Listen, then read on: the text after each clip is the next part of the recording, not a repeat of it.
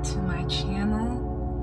My name is Malika, and I'm going to be talking about my meditation experience since I've been meditating almost every day for the past year and a half.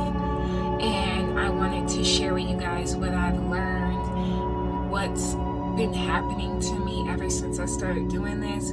So if you're interested, please stick around.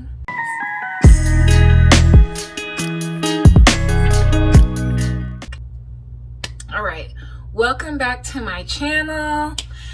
Again, my name is Malika, and I'm going to be talking about my meditation experience. I really started meditating heavy and at the end of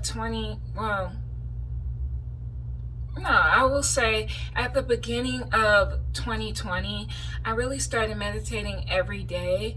I did skip a few days just due to sickness or still not having built up that muscle memory, what I'm going to call it, but that discipline to do it every day. But it's been a journey that I have absolutely loved. I was meditating this morning, and I was just thinking to myself, I'm so glad that I meditate. I'm so glad that I cultivate this peace and this tranquility in my life, because when that inner life feels good, everything feels good, and no matter what's going on outside of you, you can always come back to that centered place and just feel good about yourself and without like the outside influence. So there's many ways that I meditate, so I'm just going to talk about a few of them. So I sometimes meditate in my bed laying down, and I will either listen to meditation music, binaural beats, pure tone frequencies. I can't pronounce the name of them, but they're like these different frequencies or whatever.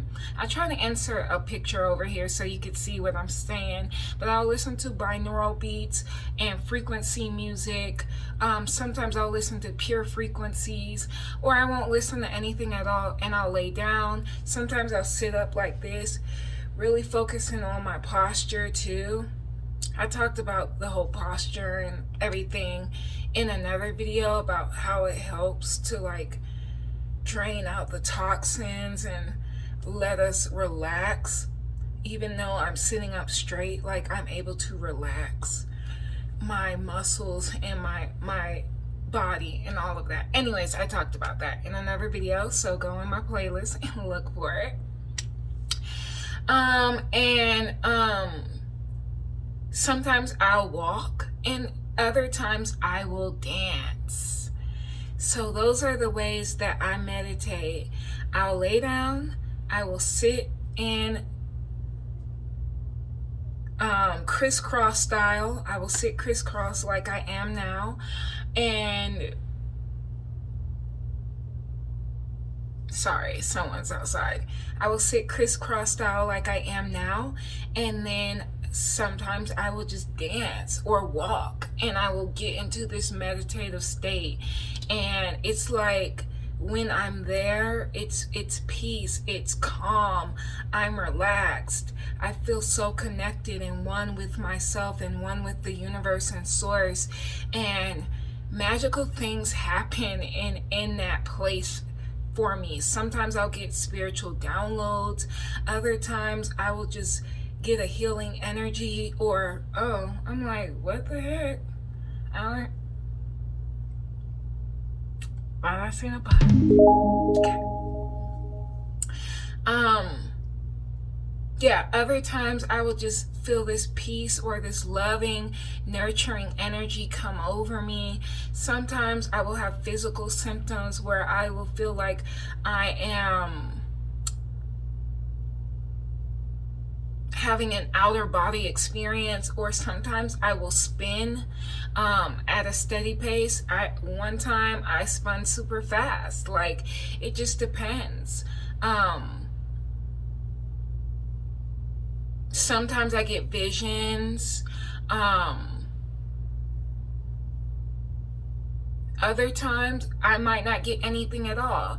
And I know people have talked about meditation and they say, oh, this is to quiet your mind. And that's not easily achievable for everybody, and it's not easily achievable for me. So what I do when I'm meditating is I try to focus on my breath, and I try to observe my thoughts, because that's a way for me to detach myself away from my thoughts, because my thoughts are not me. Okay? So I will definitely try to observe my thoughts. So for those of you who had questions about that, how do I quiet my mind? You might not be able to, but what you can do is don't get so attached to the thoughts you're having, and observe the thoughts that come out, and know that they're not you. You are not your thoughts, okay? And you can change your thoughts. Like if I have a negative thoughts, I'll say null and void that thought, erase that thought, whatever, and I'll start thinking about positive things. Like retrain your mind. I talked about this in a previous video about reprogramming your mind and going on a mental diet, that way that when you are thinking about things, you're thinking about them in a more positive way. Meditating has also facilitated a space where I can feel unconditional love for myself, which is so important on the self-love journey. It's a place where I can come to and just get all that love from source, get all that love from my guides, from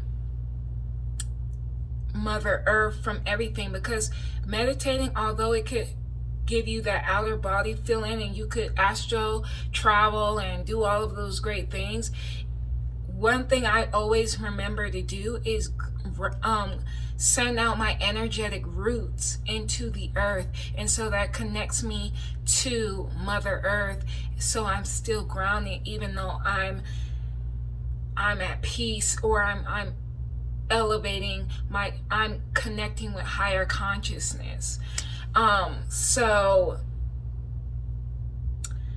one thing I will say that will happen is once you build it up, you will notice that you could easily meditate for long periods of time and not notice it. Like for instance, I started off meditating maybe 10-15 minutes, then it moved up to like 20-30 minutes. Then there's times where I'll catch myself and I'll be like, oh, I'm going to meditate for 30 minutes because that's just the time that I have to do it. And I'll look up and it'll be like a whole hour or hour and 15 minutes later, and I'm just like, where did the time go? Like, this is so freaking cool. Like, but you get so connected there. You feel so connected because you are connected, because God is within you and you are made of God, if you believe in all of that. And you don't have to look outside yourself for God. God is inside of you.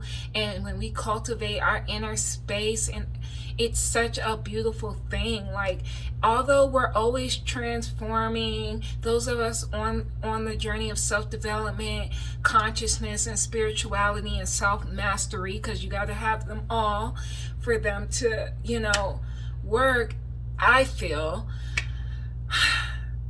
you're always going through this, or there will be periods in your life where you're redesigning your inner framework, your inner world, and you can do a lot of that through meditation. Answers come when we quiet our mind and we're just able to listen.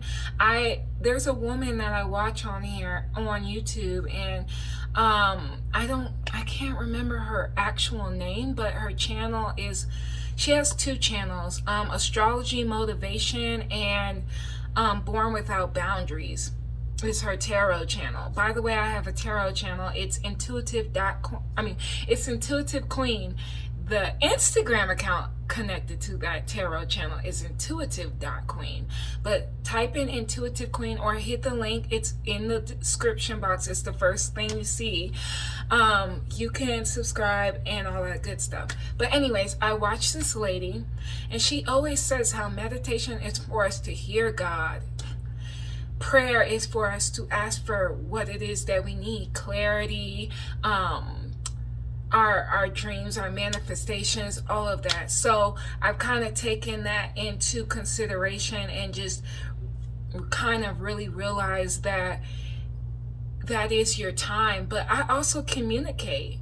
I'm able to really get in touch with my higher self and communicate those messages that I've been needing to hear to myself. And also it's good for shadow work.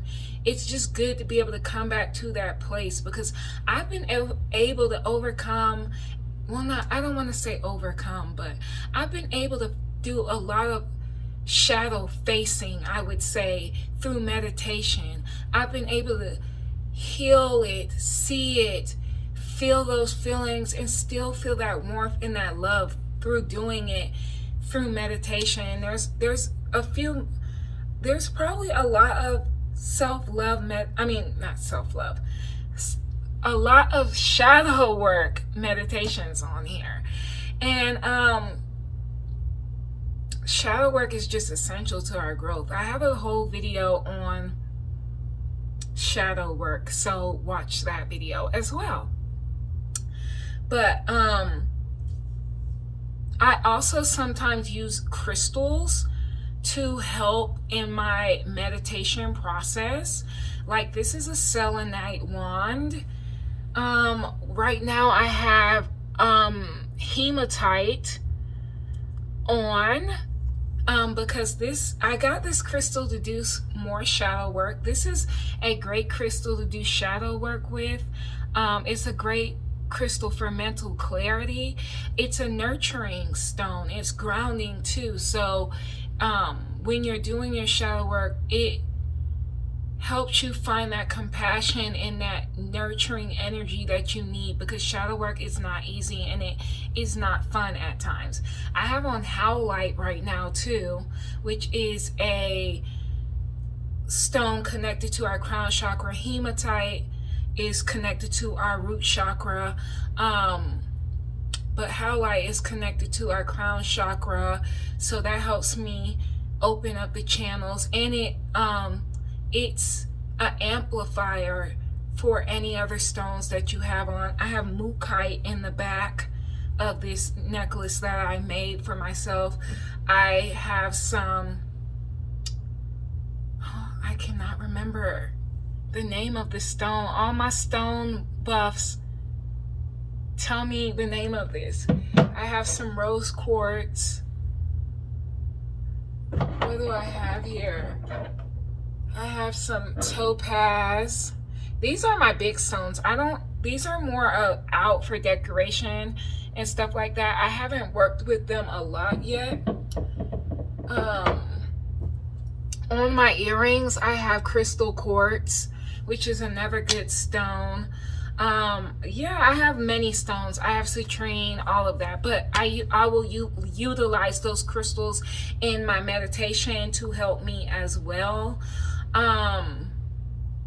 Sometimes also I started off with guided meditations. Guided meditations are great for beginners because it helps you to get into that element, because you might not be able to get into that element yourself. What I found is that when you don't want to use music or you don't want to do a guided meditation, the best way to get into the element is to focus on your breathing. That slows everything down and it creates that peaceful atmosphere, so you're able to connect to the divine, connect to Mother Earth, and be in that immersive energy. It's so not hard to explain, but if you're not familiar with meditation, then you won't kind of get what I'm saying. But it's easy to get back in those meditative states the more you work on it. Like, For instance, say you don't have a lot of time at all. Well, just closing your eyes and doing some deep breathing for maybe a minute or two will get you back to that space of calmness. And then when you do have time to actually go deeper, it's like this, I can't describe it. It's just this inner peaceful garden. It's this garden that you cultivate, and every time it seems to get more expansive and more bigger, and you seem to feel more connected. And it's just great for your health. It's great for stress. It's great for mindfulness. It's one of those practices that people say, I just can't sit still. I just can't sit still. It's not that you can't sit still. It's that you have to practice this. And it's also that maybe subconsciously you realize that if you were to actually sit down, you would have to feel those feelings or go through those periods of uncomfortableness. And that's how we build a relationship with ourselves. And that's how we build up self-worth, self-love, self-value, compassion, radical honesty, radical acceptance, self-mastery, consciousness, self-development. That's how we're able to foster that relationship with ourselves. We've got to have time with ourselves. So try the different techniques. Do walking meditations. There's no right or wrong way. Do a dancing meditation. Lay down and meditate. Whatever you have to do to get that space, you need that time with yourself. Turn off the music, sometimes, and meditate. Just block off. If you have nothing left but 5 minutes, block off that time with yourself. Don't play on your phone, all of that. Just get quiet. Just breathe in and breathe out, and allow yourself to observe your thoughts, to allow that connective, peaceful energy to just penetrate and radiate your soul. I'm telling you, it's the best feeling ever. So that's my video. I know I have been rambling, but it's been an experience of euphoricism, if that's a word. It's created euphoria for me.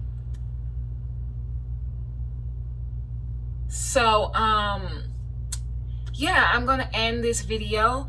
If you have been meditating, what are your thoughts? What has happened for you during meditation? Any tips, leave them down below. If you want to share your journey, go ahead. This is a safe space. And as always, I love every one of you, and peace and love. Bye.